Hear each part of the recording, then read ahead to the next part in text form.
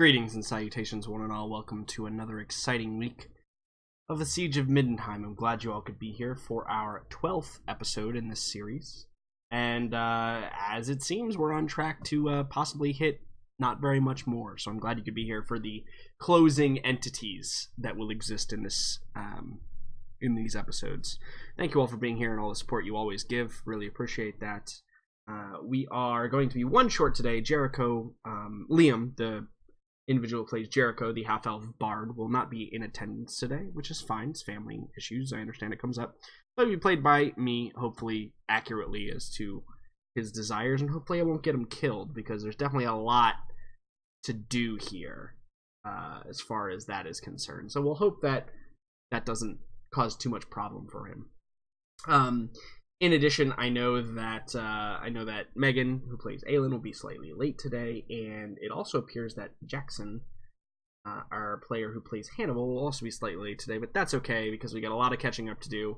We're going to talk to all of our players, we're going to get into it, and we're going to see how everybody's been, and I have some hilarious stories as always, and I can always burn time and wait for people. So, without further ado, hello everyone. Hello. Hi! Hello. Fuck you. It's already happened. I just said hi twice. This is gonna be a long game. Jordan, what are you saying fuck you to me? No, to Brian, who literally blew up my ear. Oh, you're welcome. Hello everyone. Glad you all could be here. Brian, I'm glad you're not dead.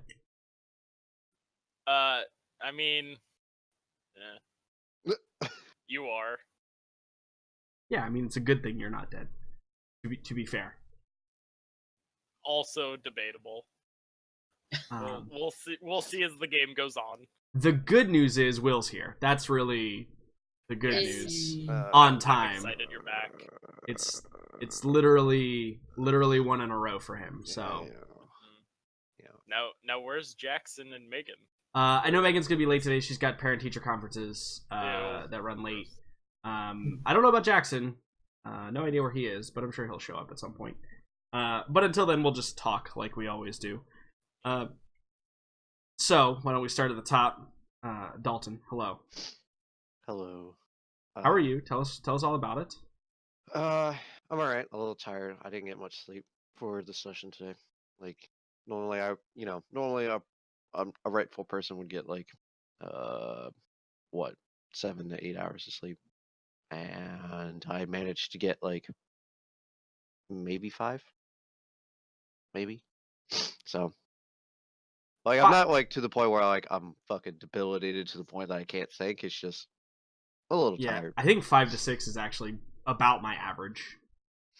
Usually It's what I try to get. So, but it's either like I get 3 or I get 8. Yeah, 6 is my goal, and then sometimes I Yeah. go a little bit over or under that. Yeah, and So. it's what normally happens. But other than that, I'm quitting my job. So Good. I mean, Do you have a better job? no. Okay. I have to move. Is the reason why. Ah. I think I mentioned it a little bit last week. The living situation is going to be changed. I'm going to be living with my brother. Towards nearer towards the holidays. Gotcha. Living situation changed from, oh, I'm just going to stay at my mom's friend's place for a couple of weeks to I've been staying there for a month and a half and then she left type of deal. Right. So, but no, fortunately my brother is going to help me out and give me a place to stay at for a while I essentially get my shit back together. And it's really unfortunate because as I was giving them, the 2/3 week notice, they're like, well, that's unfortunate because we were just talking about giving you a promotion. So I had that fall upon me, and I was like, all right, that's fun. So, and the thing is, like, I just can't work with the same company due to the fact that like it would just take too much time and things of that sort to like actually be able to get to the job location. So Gotcha. Yeah, it's unfortunate, but And that promotion would still not enable you to make enough to like live on your own or whatever. Oh yeah. At best, it gives me an extra day and maybe $1 more an hour. But like, the places around here, they want they want you to essentially have like a $15 or more job if you live on your own, Gotcha. and for it to be full time. And like a lot of places around here don't offer that. So you either essentially have to work 2 jobs or live with someone. So Interesting. it's just yeah. So, but yeah, that's what's new with me. I'm been working on homebrew setting for 5e, things of that sort as of late, and That's fun and exciting. yeah, I've been just anything specific you want to share? I mean, it's something I've already done before. I've been trying to create a more realistic version of like what a gritty 5e version would be, and it's just coming down to like uh the rules. I think like there are only so many rules you can in place to create that idea, because 5e is such an art, more of a hack and slash, as opposed to like being able to create the true grit type of thing, where oh hey, a single hit may kill you type of thing. But uh Yeah, but yeah, the we've setting is talked more about that at length for sure, about how it honestly probably should just be a different system, or you need to like throw some pretty heavy limitations, on the characters themselves, so they don't get to the point where you all basically are now, where it requires me to have multi-session, lengthy, crazy combats to really whittle you down. Yeah, I mean, that is the point of 5e though, is to whittle down players, the attrition system, which once you get towards higher levels, it's a little harder to do that. Yeah, absolutely. But the idea is to only run 2 players. So that would also help. Yeah, if you had less players, that would also be. I've noticed that like just with like playtesting, with only 2 players of like certain levels, it essentially creates a 4-player party of lower levels, say a couple levels. So like a party of level 3s will equal 2 level 5s, type of thing.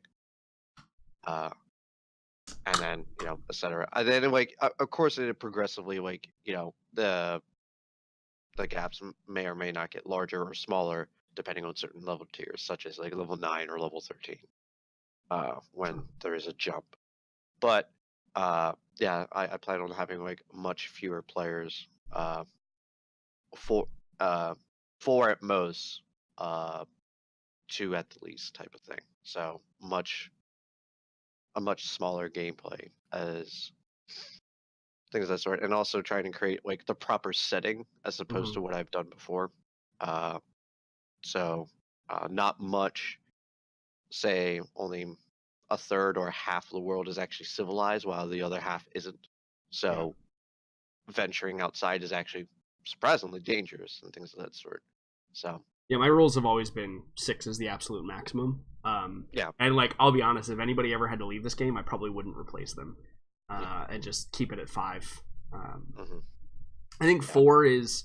Yeah, you can't replace greatness. That's a lie. Well, I mean, you can't. You're correct. You can't, but that's also why I wouldn't have to replace any of you. So totally fine. Yeah, but no, the game is designed for 4 players, obviously. Right. But if you do 5, it doesn't really upset it too much. But definitely once you start hitting 6, it's it definitely starts upsetting it. There's the critical mass. Yeah. Sure. Oh, that's so cool. That has been what's up with me. So fantastic. Jackson, hello. Hey. What is up with you? Tell us all about it. Well, school was ending. Hooray. Well, for me, I gave out a final, and they did okay-ish. Do you have any failures? I had no failures. I had one student that was dismissed for cheating, though. Okay, fair. I noticed that it's very easy to tell someone's code apart from somebody else's, and I could just tell that they were just shipped in variable names and shit like that. So I was like, fuck that. I said no cheating, you little bitch. Yeah, they're doing the exact same thing I do when I code things, which is I copy-paste a code that somebody else wrote and then change it to fit my needs. Yeah, surprisingly, that's not okay and not going to fly with me in a coding class. But oh, obviously in a class, you got to do it from scratch, buddy. Also, I started taking malaria pills to prepare myself. They are not fun. And the other thing is that I had to stay up for over 48 hours. And I'm pretty sure it has to do with a remark that I made on Sunday, where I had to do it to code a new database for the school. I'm pretty sure it's a remark that I made because there's a rumor going around that one of the students is dating a professor. And we were called to a meeting because it was over. It was in our department, and they asked me, "Are you having any relationships with any of your students?" And apparently this is not an okay answer to say. None of my students are hot enough to get with me. I mean, that sounds like a perfectly reasonable answer to me. Apparently they didn't think so, and then immediately I was told I need to recode the student database. So, right. So like that's how you know. Listen. Your answer was fine. Obviously, they don't suspect you for whatever they intended to, but also they want to let you know that, you know, your sarcasm was not. Yeah, your sarcasm was not missed. It wasn't sarcasm. I'm 100% serious. If one of my students was hot enough, I'd definitely go after them. Fair. Dangle that A. Also, it's what we like to call a conflict of interest. Whose? Everyone involved, Jackson. I mean, it's simple. You go out with me, you get an A. That's all that matters. You know, fair. Anything else, Jackson? Got a flu shot today. That hurt. Hate needles. I haven't gotten a flu shot in many years. I don't remember the last time I got it. Until I got the flu a couple months ago. And I was just like, no. Well, now you've already had it. No need to get a flu shot. Well, no, I have to. When you go to India, there's a different strain over there. Oh, well, that's true. If you're traveling out of the country, I can totally understand. Yeah, and then I finished my Hep B booster. Yeah, I've taken all the Hep B shots from work offers them for free. Oh. Yeah, I had to find and scratch a place that would actually let me put it on my insurance. Yeah, and so other than that, let me think. I discovered that ranch goes well with everything. Sure does. Yeah. Especially pizza. I haven't tried that yet. I've been meaning to. Dude, get some pizza, dip it in some ranch dressing, and eat it. It's delicious. I have recently started playing Magic the Gathering. Tell us all about that. How'd that go? Did you take any of my advice? I went to a shop. It smelled horrible. Told you it would. I bought a deck. The guy looked at me like I said, I'd like to start Magic. And he looked at me like I was fucking crazy. And then you bought like a pre-constructed deck? I bought something. And then... good. That's a good. And then he says, okay. And then I'm like, great. Who do I play Magic with? And he again looks at me like I'm fucking crazy. And he's like, what? I go, you heard me. And he just points me to a room. Then I stood there, and then at the beginning of it, I said, who wishes to fight me? And then just everybody again gives me that fucking who is this motherfucker look. Huh? And then I saw somebody sitting alone, and I sat down across from him, and I was like, we're going against each other. And he looked scared. And then I busted out my deck, and then I was prepared to whip his ass into shape. Lost miserably. I was going to tell you that one real quick. And then I challenged him to a rematch, lost again. And the third time, lost again. And then by then, everybody was like starting to get around me, going like, no, you need to do this. And then I'm like, okay, how do I beat him? Like, then everybody started crowding around, fucking helping me. Yep. Mm-hmm. Once I told you, Jackson, right? Like, if people know that you're new, they'll be the first ones to tell you how to play the game. Oh, yeah.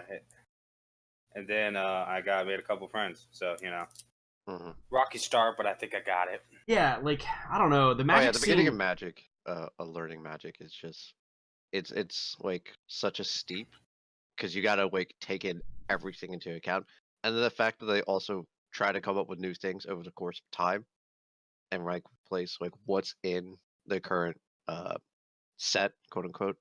Well, here's what I've found so far, like in terms of just the core game mechanics are stupidly simple. Yeah. Like you just Absolutely. everything has a cost, you spend it, and then you get to put it out there. It's when you start to get all the special rules and tactics and strategies that things start to get a little bit.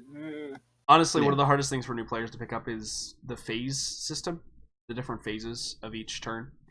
Yeah. So I still don't understand that. There's like there's sorcery before and after attack. Right. So you have draw phase, standby phase, main phase 1, attack phase, main phase 2, and then end phase, right? Like similar to how how a lot of other things happen. Instants can be played in any phase, but they have to trigger off something. So they either trigger off a phase change, right? So like if you enter the standby phase, you can then cast an instant. Or if somebody plays a card, you can then cast an instant. Sorceries can only be played during one of your main phases. That's the most confusing part for new players is getting the phases down. And also I would say that the Magic community in general, and I told you this, right, Jackson? When you talked about it, I said there'll be a couple people who will be like super cool and always willing to help out as soon as you get there. And then you'll also have your neckbeards that are just like oh god, nerds. Yeah, those fucking guys, I couldn't stand them. Like, I tried to play against one or two of them, and they're like, and this was literally the response I got: "You aren't on my level yet." And I'm like, "Motherfucker!" Exactly. Yeah, there's always this. I called him a motherfucker, and then they told me that no language like that was allowed, and then I called him a mother effer. I felt like a fool. It happens. You'll get better. Just keep it up. If you're really serious about it, and you'll eventually make it. And get better. I need to learn some non-swear word insults. There you go. Should be your goal for next time. I also started Magic the Gathering. Will's country apparently has a lot of those. Isn't that right, Will? I mean, true. Will might be able to give you some pointers. Another thing, since I'm going to England, I need to get a flat. So, and I'm about to become British. So So I'm going to go underground all the time. Well, I'm going to show up at the castle waiting for you. He's literally just going to show up. Be like, I need to talk to Fumble's piece of paper out of pocket. Will? Is he home? Sir William. Excuse me, Queen. Can Will come out to play? Yeah. Exactly. No, here's what's honestly going to happen, because it's just going to be wherever he is, I'm just going to show up and be like, I'm hungry. Yeah, fair. And just demand food from him. Fair. Bring me to delicious food places. Seems good. Don't worry, it's fine, because I'm always surrounded by armed guards, so I can just say, I have no knowledge of who this man is, and they'll just shoot him down. True. So, sure, it's a good point. Chat suggests filthy cur if you want one. Okay, filthy cur. Yeah. Mm-hmm. There you go. Want a Will starter. You filthy cur? Yeah, exactly. That's a good one. I mean, you could always use the traditional wanker, right? Mm-hmm. Or wanka if you wanna pronunciate it correctly. What? That's the correct way? Yes. we're all wankers. See? You don't pronounce the R's in the British accent? Come on. No R's are pronounced ever. It's just the A sound. Or whatever vowel precedes it. Speaking of which, I've been meaning to ask, Will, do you know anybody in London that's looking for a roommate? I wouldn't put anybody through that. Looks like Will is now. I can't wait for the day where Will and Jackson are like playing from the same room, and we can just hear Jackson screaming from like the other room through Will's microphone. It's gonna be great. It's gonna be fantastic. Well, everything about it. It's been a good run, guys. These past 2 years have been great, but I now have to abandon this entire game just because of Jackson. I will not let you quit. Ha! You're leaving us once more. What a surprise. Uh, Oh, Indeed. fuck you. Speaking of, Will, hello. Hello. It's been 2 weeks. How have you been? Yes, I've been good. As you no doubt know, I had family over last week. No, I don't think we were aware of that until much, much later. Mm-hmm. God damn it, guys. But yes, so that was fun. I haven't seen my brother and my sister-in-law for This is the new sister-in-law, right? They just got engaged. no, they're married. I haven't seen oh. them in like 2 years. What about the niece and nephew? Did you see them too? No, I haven't seen them yet. So They didn't bring them along? That's how rude of them. I know, right? Totally.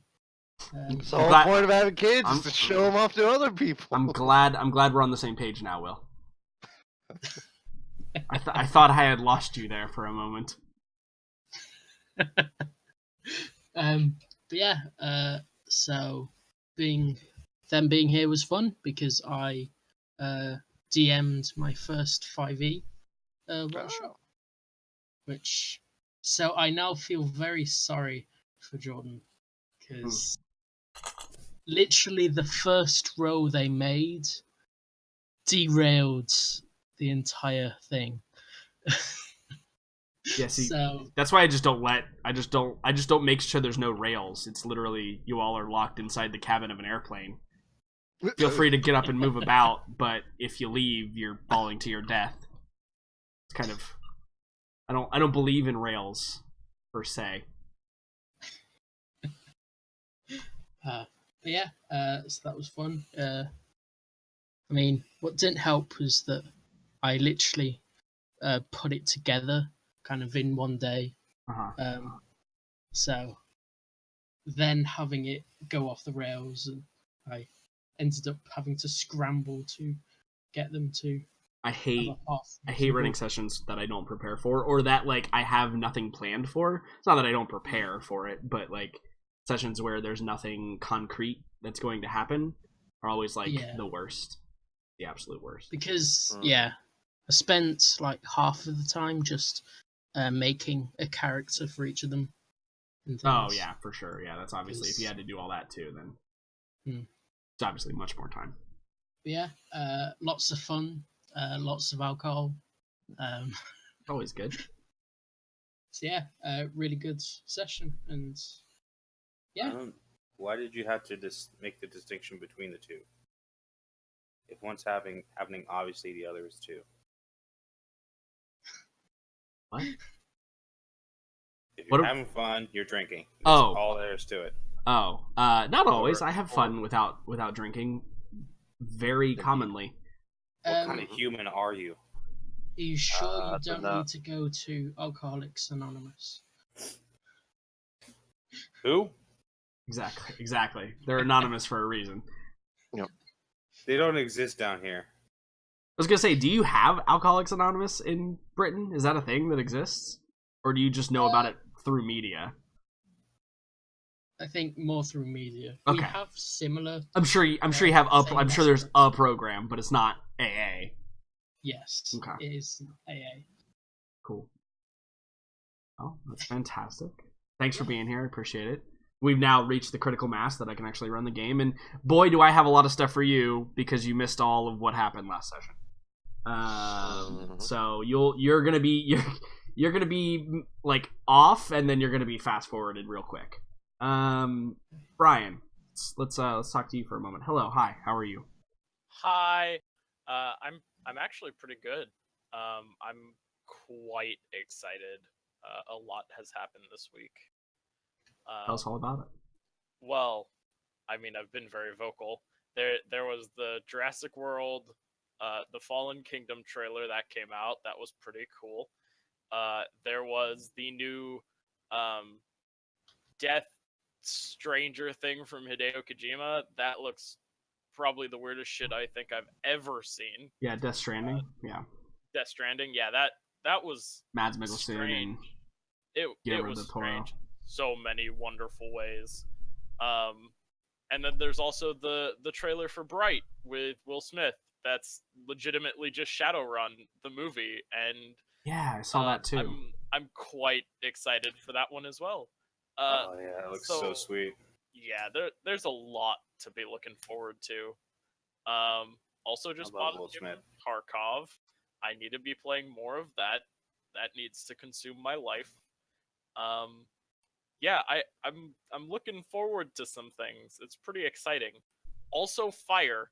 Fire is really scary. Yeah, are and you there's a lot of it. anywhere in the vicinity of that?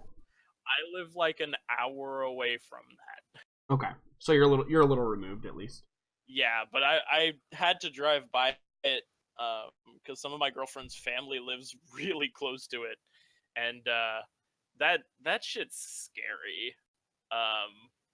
It's terrifying actually, but yeah, whatever. California is just the apocalypse and hell, and it's fine. Like I've said before, no one really shed too many tears. Yeah, exactly. To be honest, it's kind of like the same thing if Florida just like got wiped out by a hurricane. There wouldn't be a whole lot of people complaining or crying about that. There's no crying here. It's just, I don't want to be burnt alive, please. True. And thank you. True. I do know some people who have some people over that like might have lost their house and stuff. That's pretty crazy. Yeah, there's actually a lot of houses. This isn't just like forest fire anymore. Right. So like this one it started like in the city basically. Like it was it started so close to the city that they didn't really have time to like do all the normal like preparation things to protect livelihoods and stuff. Yeah, no, there's a lot of homes that are just gone already. I find it incredible that even like was it 18 what was the San Francisco fire? When was that? It was like 1800s, right? Yeah, something like that. 1906. There you go. Yeah, 1906 when there was the Great San Fran earthquake plus the fire and whatever. And you would imagine that if it's been over 100 years that we've been dealing with ridiculous fires and hazards, that we would just like have a better process besides waiting for it to happen and then fixing it later. You know what I mean? Nope. It's fire. There's nothing you can do. It's gonna happen whether you want it to or not, especially out here where the trees, even if they're alive, are still flammable and you can make the best bonfire out of them. And then there's Texas, which is getting fucking snow. It's true. Yeah, Texas got what snow and everything. That? Dude, why is everybody so surprised? Texas has always gotten snow. I know, but it's southern Texas. Listen, I lived in El Paso, Texas, which is on the border of Mexico. And it is cold as fuck there in the winter. And we got tons of snow every time I was there in the wintertime. Jeez. Sounds like a good time. Yeah. People are crazy, man. Yeah. I love snow. I don't have snow yet. It's Texas. Yeah. I want snow. I don't get it anymore. Mm-hmm. I don't get snow at all, ever.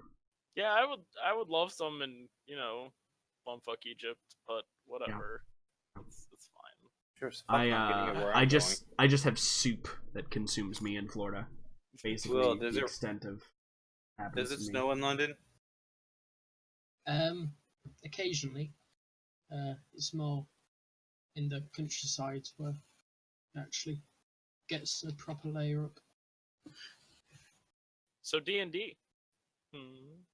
I want to know about Jordan.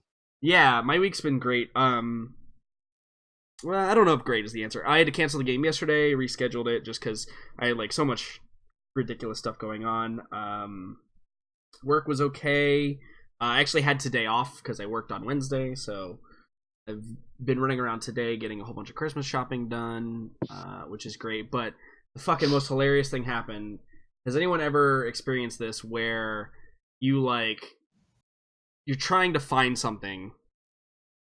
Let me just tell the story, and you guys can tell me if this happens. So I spent about an hour today, tidying up my house, picking everything up, just generalized cleaning stuff.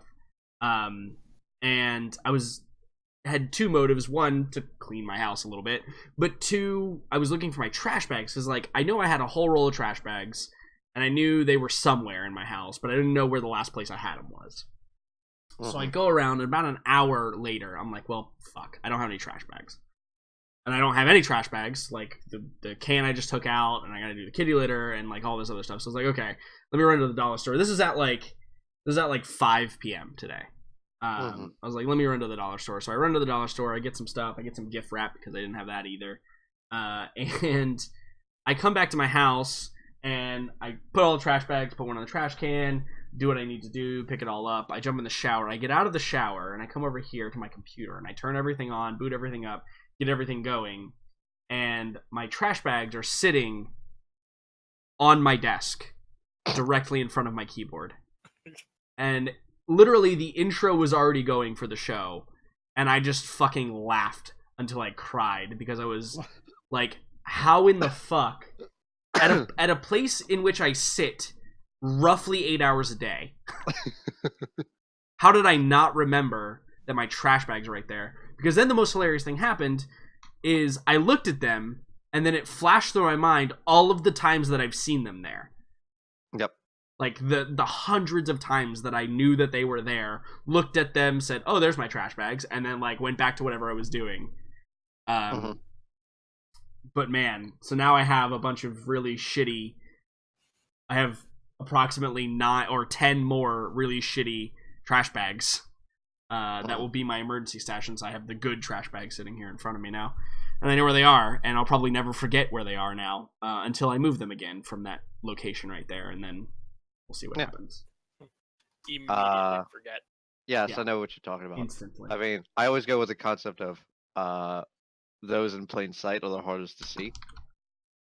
Because for whatever reason, when you're looking for something, the thing that's in plain sight is the hardest to see. Because you're so focused to look for something that isn't in plain sight. Speaking of that, I know that I mentioned this last week. I don't know if anybody remembers. But I still haven't found my PHB. I have no idea where it might be. No Really? Clue. No It's clue. still gone? Yeah, I don't. Do I need to send you something? No, Jackson, consider who you're talking to. I have resources. But I just found it amusing that out of all the things that are just mysteriously gone missing from my room, because literally all of my other books are in a neat little stack in the same place that I always have them, just the PHB is missing. Don't know why. So that's great. Yeah, and that's basically it. That's basically all I've been doing. Did a little bit of prep work for this game, but this game obviously is we're pretty locked in until the end at this point, because we all kind of know what's going on, and which what is we're nice doing. for you, because you don't really have to prep for that much. Yeah, it's all just tweak a bit things here and there. Yeah, it's all basically done already. I already know how it's kind of going to play out. It's just you guys trying to get through it basically at this point. It's kind of the beauty of when you build. If you do a D&D game where it's dungeon runs, you spend maybe about 8 hours creating a dungeon, and then for 5 to 10 weeks you just have that done, and you don't ever have to do anything anymore with it, except for adapt to weird situations that happen. But that's all done. That's all part of the game anyway, right? So I just got confirmation. Megan is about 2 minutes out, so just a moment. But we should jump into the recap, because we've gone 5 minutes over our normal intro time, and it's gonna require a bit more recap. And also, we probably don't need Aylin right away in the very beginning, because she's dealing with her own stuff that may or may not come up later. It's too bad Will is also dealing with his own stuff. Cat, I swear to God, I will fucking murder you. Hey, get down. Remember, this isn't animal abuse. There's a button. She's fine. No, it's just the fact that you say I'm going to murder you. I will pick her up by her tail and throw her in the dryer and lock her in there. She knows I will too. That's called abuse. Not No, abuse. it's not. She loves me. It's training. She is not harmed in any way by that action. I don't turn the dryer on That's You what I thought of it. every time. Only when I'm really angry or really drunk does it get it turned on. I should have said on purpose. on purpose. Throwing some dirty laundry in That's there. terrible. Yeah, like throw my shirt in because I just use like golf shirts mostly, so to de-wrinkle them, I just throw them in the dryer. Throw it in the dryer, turn it on, all of a sudden. Oh god. I'd feel really bad if that happened, to be honest with you. Yeah. Oh, funny. It would be fucking hilarious though, but I would feel really sad in my heart. Yeah. So yeah, there we go. Hi, Oh, hey, Megan. Hi. Hey. Hi. Hey, Jordan. You know what that sound reminded me of?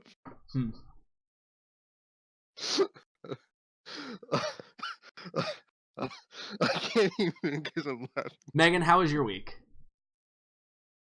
No. Somebody explain to me why Dalton is almost dying from. I don't know. I actually don't know. We were talking about locking patches in the dryer and accidentally turning it on. Because you're a monster. Yeah, exactly. Speaking of monsters, that dude in the truck. Yeah, exactly. Megan, how was your week? Hello. Hi, hello. It was pretty boring actually. I don't really have a whole lot to talk about. Finally over with parent-teacher conferences, so yay! And that's about it. That's Yeah. it. That's literally it. Know the feeling. I just got done grading the finals. Yeah. Were they like essay finals, or were they just like? Well, half of it was online, so then I was Right. just checking their answers. Okay. Had a couple D's, but thankfully no F's. Oh, you're not trying hard enough then. Mm-hmm. Really, I thought I was a hard ass.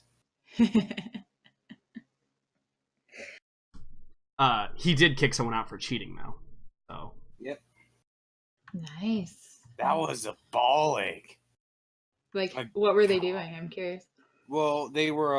I have basically assignments for coding, and I just noticed that it's pretty. Like anybody that codes for long enough just knows immediately. Like they didn't write this. Okay. Like this was somebody else's work. And I know you're probably going like, what are you? How you can tell it? You just it's like no. I It's believe like you. Yeah, it's when you read somebody's writing, you can tell they don't talk like this or they don't write like this. Yeah, 100%. Yeah. So I brought it to like my our dean, and I was like, hey, he's obviously not doing this work. Check this out. He takes one look at it, and he's like, all right. Then I had to go to a fucking hearing on the kid. Yeah, academic saying, honesty like- hearing. Yeah. Mhm. Yeah, and then like I had to basically say, yeah, I don't believe he did this work. This is not. And here's why. Yeah, exactly. Yeah, like I had to explain like this is all his assignments done previously. None of them match the same. None of them had the same syntax. The indentation is all wrong. This is in this one were included comments that were obviously not written by him. Yeah, it's always fun dealing with that. God, yeah, and his parents were there too, and they were just staring me down like I Is he an can't adult? believe you. Yeah, he was an adult. Like adult. He was a freshman. but I mean, was he 18? Yes, I don't know why they should be allowed in there then. I don't know either. My But personal opinion. They were there, and they were fucking staring daggers at me, like I was fucking ruining their kid's life, and I'm like, your kid did this. Well, actually, I didn't ask this before, Jackson, but is he generally a good student? Fuck no. Okay, yeah, so he just cheated because he didn't know what was going on. He cheated because he was lazy. Right, sure. He could do the assignment. None of these assignments were fucking impossible. There was, and I encourage people to go on the internet and look. My only stipulation was just this: no copy and paste. Of course. I don't care if you copy it word for word, just no copy and paste. There's a very specific difference in what I mean by that. Right. Oh, interesting. Well, now that everybody's here, obviously Liam will not be joining us today. Now that everybody's here, I do want to jump into the recap. Most importantly, I think for Will, because we didn't see any of Farron's story last week, because it was convenient that I could just simply write you out of any screen time, because you're all by yourself, and by all by yourself, I mean you're surrounded by the entire army. Yay! So let's briefly jump over here real quick before we jump back into the dungeon. We'll ignore the giant light that is shining there for just the briefest of moments. And what I want to do is I want to move, because really the main characters in this particular little story are going to be Farron and that is not want to also move the Ulrich Temple.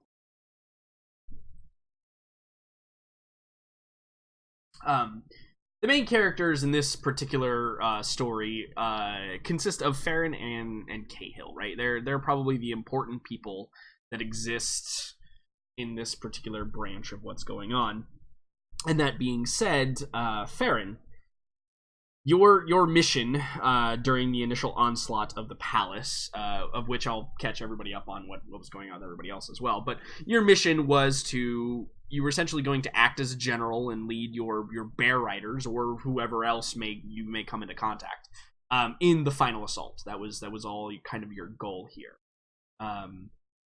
And with that being said, obviously, I would pose the question to you.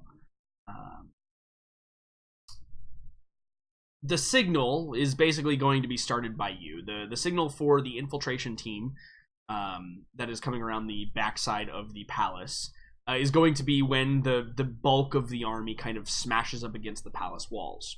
Now, the advantage that you have here is in numbers, which was not always the case as you move through the city before. So the advantage you have in numbers, the disadvantage is the entire palace district is kind of designed to repel the last of the invaders. So it's going to be the most hard-fought battle yet.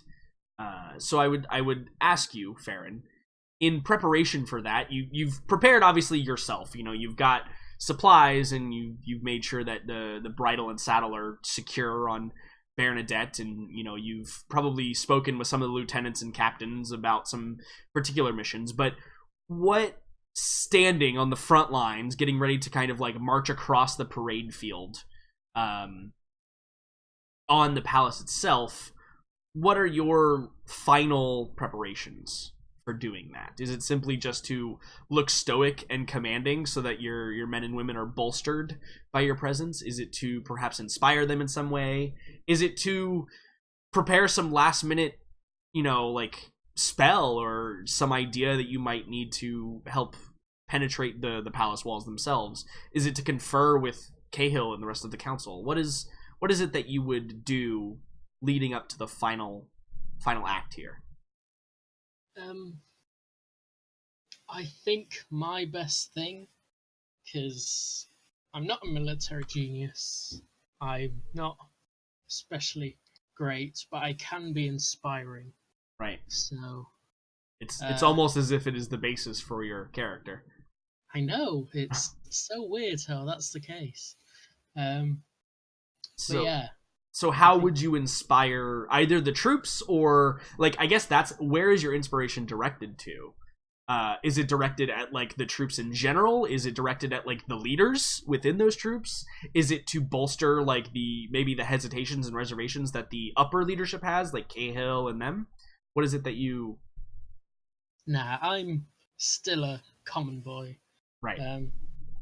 Yeah, I'm speaking directly to the foot soldiers on the front lines, giving a rousing speech of how this is the last foothold the enemy has within these walls, and as soon as we take this, then we will have secured the city of Middenheim. Yeah, so it sounds like you're going for the Braveheart effect here, right? Where Yes. you're kind of you're yeah, you're marching up and down the lines on Bernadette, perhaps standing in the saddle, right? Standing atop the saddle, perhaps, like shouting to the men and women behind you. Which the Bear Riders have been heavily diminished, so there's not actually that many here, and they've probably been kind of filtered in with a bunch of other men and women and soldiers from different areas. So I think, why don't you roll me a performance check to see how well your inspiring tune carries across the troops. I mean, for an inspiring speech, I think I also need to be inspired. Seems good. Great. Okay. Oh. You know, honestly, in my head, the difference between a 14 and 15 is pretty big. Like 15 is kind of that, like, when you hit 15, it's pretty good. So I think that was a good inspiration spent. It is, but still, I let the bad rolls commence with a 2 and a 3. Yeah. Good. I think don't that need to be the one to take it anymore. I think that the 15, it's true, yeah. Actually, Dalton caught all of your shit for not being here in the last week. Literally rolled like a 1 on initiative, had haste, and by the time could do anything, most of everything was like getting slaughtered already.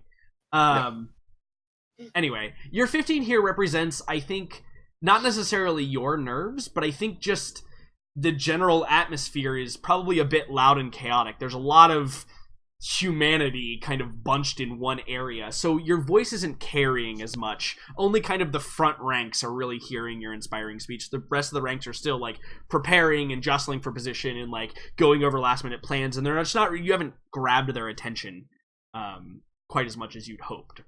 But you still do inspire some of the frontline troops, which are always the first to die, so they will at least charge in gung-ho. Pretty. Sad I mean, there's a lot of people gonna die. There's a lot of people that have already died. Speaking of, I know that Farron, you may not be able to see this, but I want to come back here with everyone for a moment to kind of recap what happened here, because this is where the action was happening. Down here in this dungeon area. So the group of you had entered into the dungeon area after spending 30 minutes deciding how to take care of 2 guards. And it was literally in game too. I actually timed you because I wanted to know at what point you would act compared to the time frame that I had the army acting, and you guys were a little behind the power curve because of your discussions of how to eliminate these 2 guardsmen that were protecting the back door. However, you did so successfully, and as you marched downstairs, you didn't make that mistake again, and instead challenged the entire room to a battle royale, as it were. And you met some stiff resistance. There's been some injuries that have occurred throughout the ranks of you all. Some of you are better than others. I think that the brunt of the assault was taken by Noct, or Snoct, as his new name dictates. But there are minor injuries abound for, I think, most of the party, in some regard. However, after brutally mutilating an absolute ton of people, there was a new threat that emerged from this side room over here, and there were these glowing like you could feel the heat coming from within their torsos. These hellhounds have arrived and have charged around the corner and leapt at the party, who had prepared to like assault them. But additionally, what had happened is the Count of Middenheim, who I actually have an official name for, because for some reason I never did, and I don't know why, I'm an idiot. Sigward Todbringer is his name. Count Todbringer, to those who would be below him, and or my lord, whatever you want to say. And in an act of barbaric rage, Jericho had witnessed or heard at least iron bars that held him back being rent open by his just physicality and his brute strength, and emerging with these stone axes that act more as clubs than stones themselves. This bear of a man, some might even say this great white wolf of a man, emerged from his temporary constriction and bludgeoned immediately one of the offenders to death, and screaming with his barbaric rage, began to charge into the room to see kind of what the status was. And yeah, I think that for those that are here and that may witness this, the Count looks malnourished, certainly, but also is kind of in that state of just brutalizing anger that he appears to be in fight mode, and maybe hard to control at some point. So that may be a concern somewhat later. And then last but certainly not least, we had Aelin. Let me actually move Farron out there as well, because you're out there. So Aelin, you had ridden off from the host, and your intention was to go confront your sister at the lake that resided in the Great Park, and confront your sister you did. And I think that the primary, this is probably where the most narrative occurred between the two of you and your kind of clash of avatar battle that was going on. And I think that two things have become like abundantly clear. One is, combat-wise, you appear to be a bit outmatched, which is not unreasonable to say. Obviously, Shalia is not the combat goddess. Not a fighter. Like, you're right, she's not the combat goddess that the Lady of the Lake is. The Lady of the Lake was built, was conceived as a notion to, bring knights into the fold and perform combat herself occasionally. So in that regard, there was some resistance. I think that the other thing that is abundantly clear now is, besides the confirmation that this is indeed at least an aspect of Elsa, is that there is it's troubling, because it seems as though Elsa has pretty good control over who and what she is, and it becomes more and more clear the longer and longer you fight that this is not really an entity that is controlling her. It is more so an entity that is enabling her to do what she wants. Not dissimilar to your own battle with your goddess, or your own sharing of power with your goddess. As well, entering your angel form is the first time you've really been able to control it. At other points in time, there have been these minor blackout moments, or this loss of memory, or this vague kind of fuzzy memory. But now you've actually retained your faculties, and are battling as Aelin, the avatar of Shalia, as opposed to the avatar of Shalia, no name. So that was another thing that was occurring. But I do want to jump back to Farron just briefly, because there was a moment in which the party had to make a roll very early on in the session, and I want to backtrack that moment, because Farron would be one who would see it from a first-person perspective, as opposed to everyone else who simply heard it.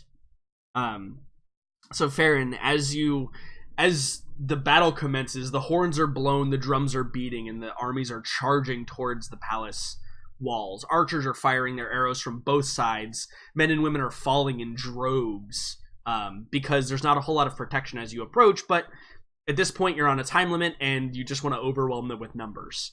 And so as you begin to like get closer, for a brief moment in time, the chaos subsides and arrows begin to die down on both sides because a figure emerges from the second story balcony that looks out over the courtyard area. It's right here actually. It's on the second level, so out on this like white marble balcony you can see the low like waist high railing. A figure clad in black armor, giving a sharp contrast to the white marble behind him. His helmet under his left arm, and his sword kind of at his side but in his hand.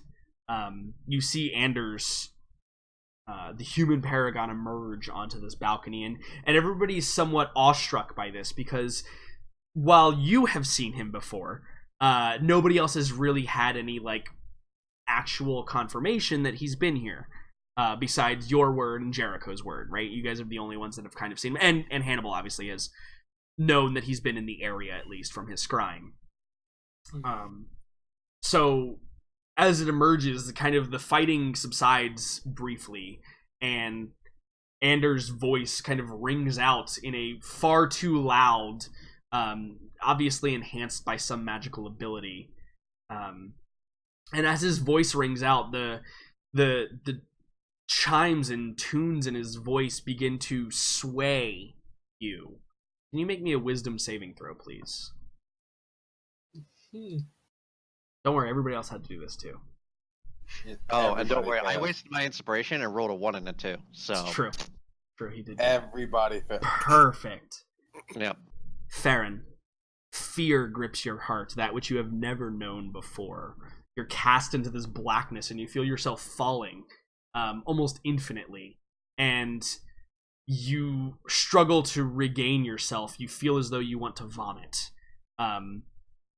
and you think for the briefest of moments, how can we go against someone who has already achieved godhood? Like that's the thought that you have.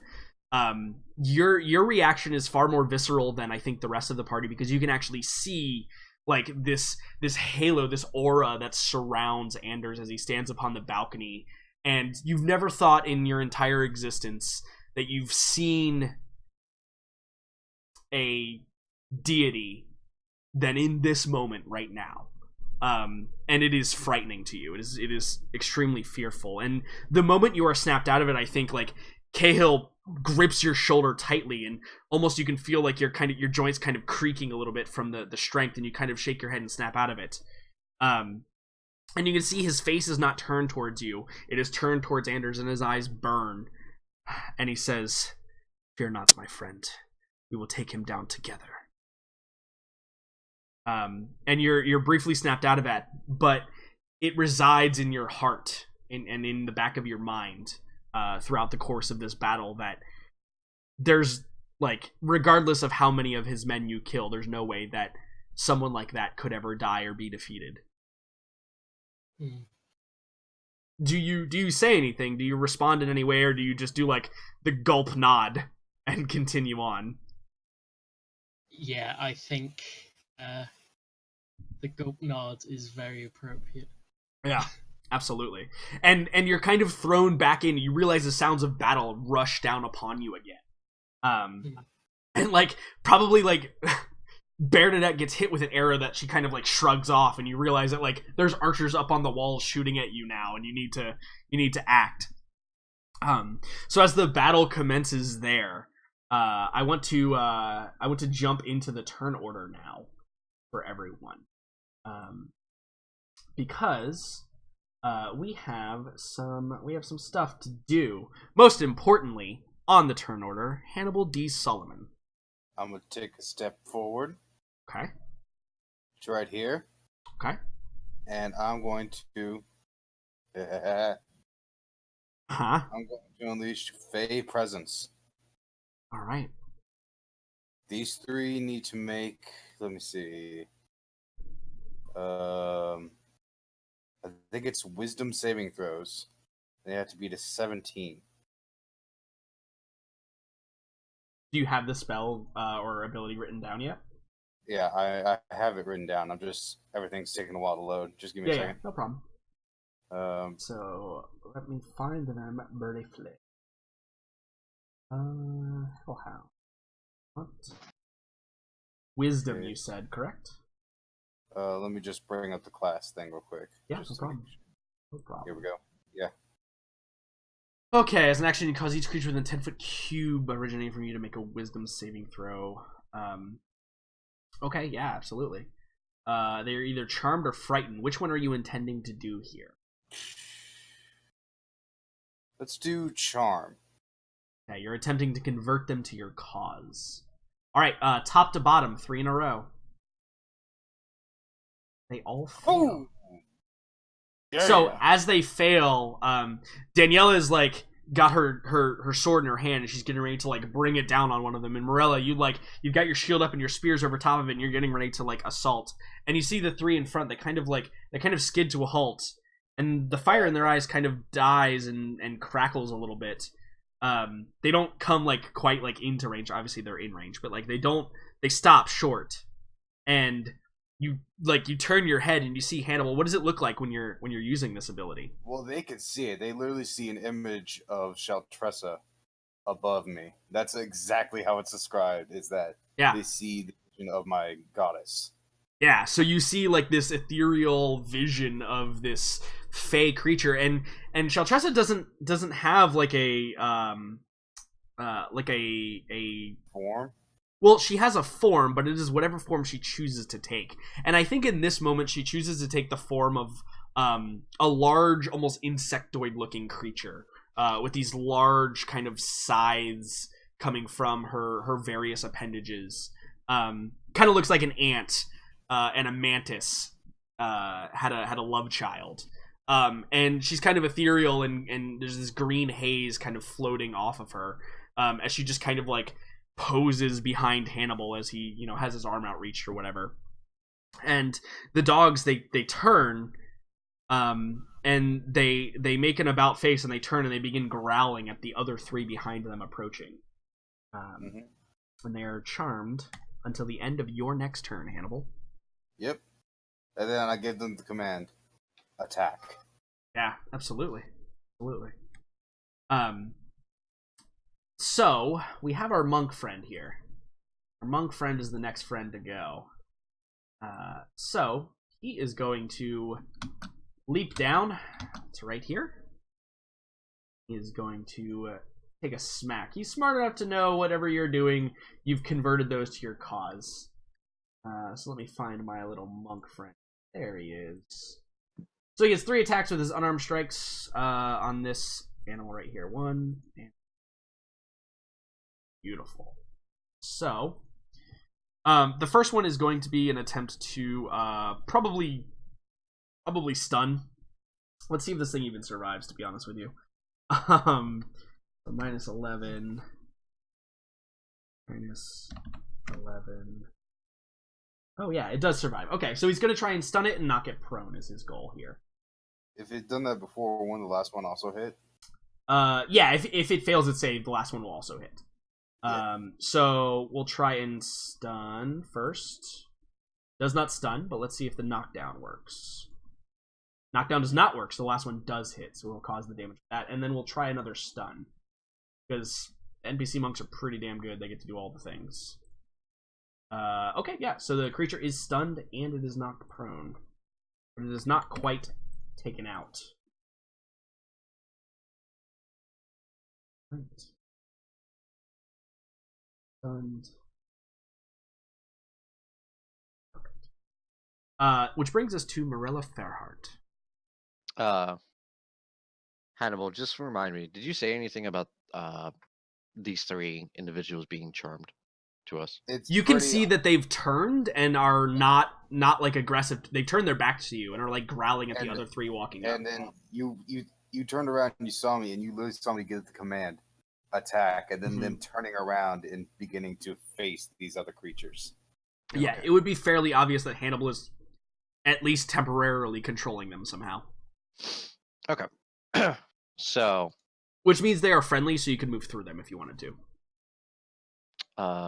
So like if you wanted to get like into the back lines or whatever, you could totally do that.